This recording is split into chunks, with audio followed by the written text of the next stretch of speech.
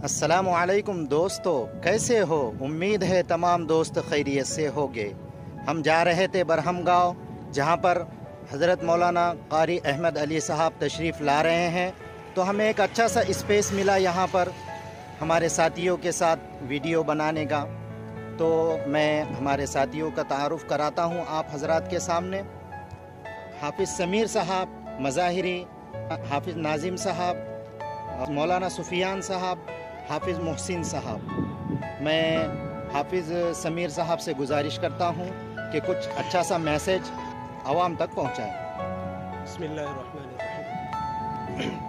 ऋग्वेद का एक वेद है, जन्म मनु जातम, और कुरान की एक आयत है, या अय्युहन्नासु इन्ना खलक़नाकुम मिन ज़करिन व उन्सा। या दूसरी आयत, या अय्युहन्नासु इत्तक़ू रब्बकुम अल्लज़ी खलक़कुम मिन नफ्सिन वाहिदा।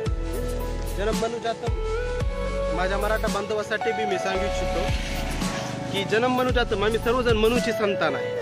ही सृष्टीमध्ये राहणारी सर्व आपत्ती ही मनुची आपत्ती आहेत, मनुची संतान आहे। आणि यालाच कुरान मजीदमध्ये अल्लाह रब्बुल इज्जतने सांगितलं आहे, या अय्युहन्नासु इत्तक़ू रब्बकुम अल्लज़ी खलक़कुम मिन नफ्सिन वाहिदा। हे लोकांनो, या धरतीमध्ये राहणारे तमाम समाजाला इथं अल्लाह रब्बुल इज्जत आदेश देत आहे की या अय्युहन्नास, हे लोकांनो, इत्तक़ू, तुम्ही भय प्राप्त करा, खलक़कुम मिन नफ्सिन वाहिदा, त्या परमेश्वरासमोर ज्या परमेश्वराने तुम्हाला एका जीवापासून, एका आईपासून आणि एका व्यक्तीपासून तुम्हाला जन्म दिलेला आहे।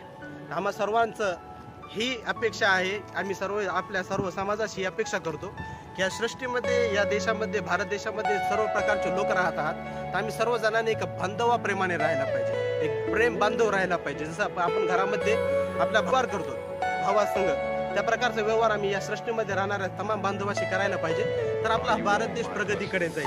हेच मेसेज मी या व्हिडिओ माध्यमातून तुम्हा सर्वांना देतो आणि देवाशी प्रार्थना करतो की देव आणि परमेश्वर अल्लाह रब्बुल इज्जत आम्हा सर्वांना या मेसेजवर अंमलबजावणी करण्याची तौफीक द्या। आमीन। जज़ाकल्लाह खैर।